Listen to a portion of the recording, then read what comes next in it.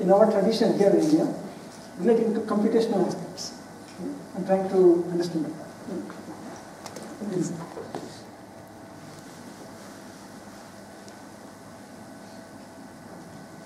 So if I look at computer science, one can say it is about new computing algorithms and machines that have powerful computational and cognitive abilities. This cognitive abilities is now becoming more and more important. For example, if you take iPhone, it can understand your speech, whatnot, right? And also understand your modes of thinking, right? Which is also, these things are beginning to happen, it's not yet very much there. Includes new techniques of presenting and manipulating knowledge, inference and deduction. And in the larger sense, it is understanding computational structure of nature and mind. Okay? Of course, the mind part is the neuroscience and all that stuff which is connected with computer science also. Okay? That is happening. It's not yet there, but it's happening. Okay? If you look at India, right, we had great grammarians, and essentially there is a connection between grammar and computation. I think most of you know this. Also, we had great logicians. There is a connection between logic and computation, right? And also nowadays, there is also a connection with cognitive science, and especially because if you look at our tradition, yoga and other kinds of perspectives, there is a science of the mind, okay, which is very much prominent in our models. Okay? And so the thing is that grammarians like Panini, some of you might have heard of Patanjali, all these people really amazingly talented, truly mind-boggling, let us say, geniuses. Okay? They did something very interesting here. Logicians, unfortunately not many people are familiar with this, but they had some truly amazing logicians, Udayana and Gangesh and other people. And of course you know about yoga.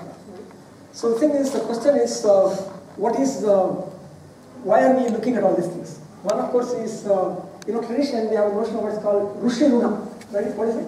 Rushi Runa means to pay debts to various people. You pay a debt to your parents, you pay a debt to your teacher, you pay a debt to your ancestors, etc.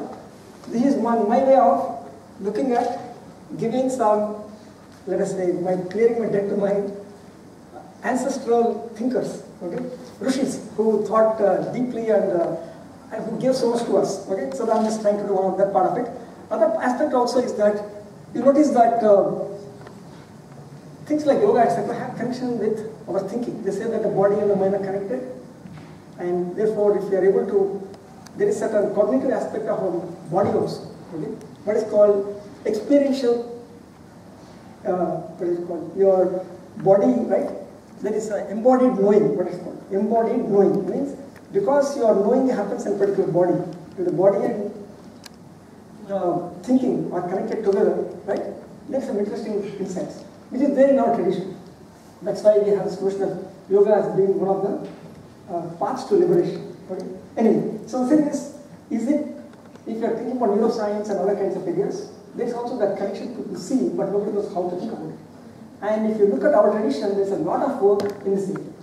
A lot of psychological theories about all these things. Okay?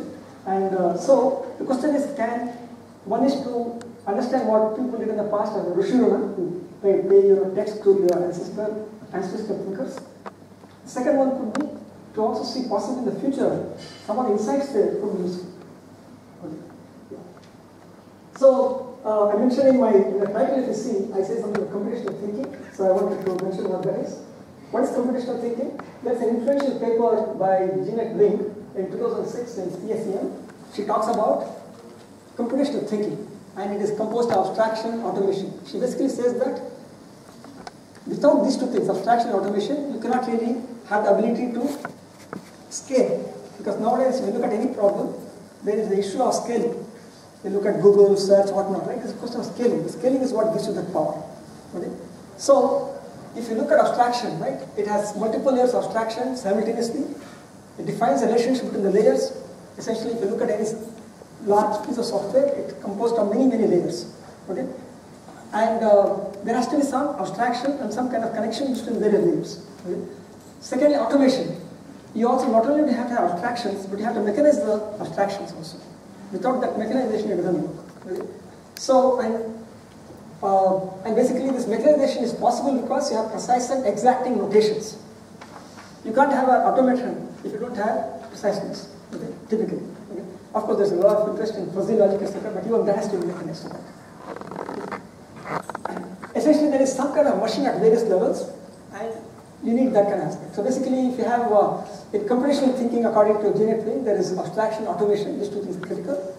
And so, if you think a bit more, the computational thinking is not only abstraction, automation. It's like it can also be further split up into mechanization, recursion, and bootstrapping. Okay? Of course, people say bootstrapping is similar to recursion. Basically, that's a base case. But oftentimes, this bootstrapping is a very, let us say, very interesting and very difficult part. That's why you notice operating systems. They put a lot of emphasis on how to get a system working in the first place. What is important for us is that most of these things, abstraction, automation, all these things were already in our tradition in some form or other. I just wanted to explicate all those aspects in this particular talk.